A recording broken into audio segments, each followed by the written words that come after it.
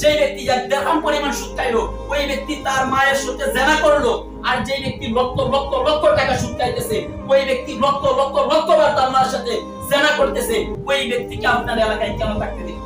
রাসূল সাল্লাল্লাহু আলাইহি ওয়াসাল্লাম বলেন, যে ব্যক্তি এক দিরহাম পরিমাণ সুদ খাইলো ওই ব্যক্তি তার মায়ের সাথে জিনা করলো। যে ব্যক্তি এক দিরহাম পরিমাণ টাকা সুদ খাইলো ওই ব্যক্তি 36 নামের সঙ্গে জিনা করলো। যে ব্যক্তি এক দিরহাম পরিমাণ টাকা সুদ খাইলো সে আল্লাহ পাকের বিরুদ্ধে যুদ্ধ ঘোষণা করলো।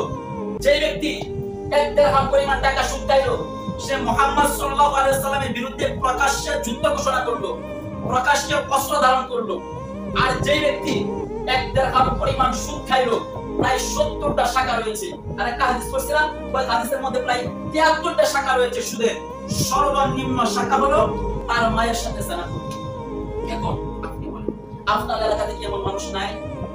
নাই। তো এখন বলেন, আমার এলাকাতে, এই এলাকাতে যদি কালকে আপনি শুনেন কোন এক ছেলে তার মায়ের সাথে জিনা করছে, তার মায়ের সাথে যুদ্ধবস্তি করে হোক বা এমনি এমনি হোক জিনা করে ফেলেছে, আপনি কি আপনার এলাকায় এই ছেলেটাকে থাকতে দিবেন? অনেস্টলি, সততার সাথে আপনারা বলেন দিবেন?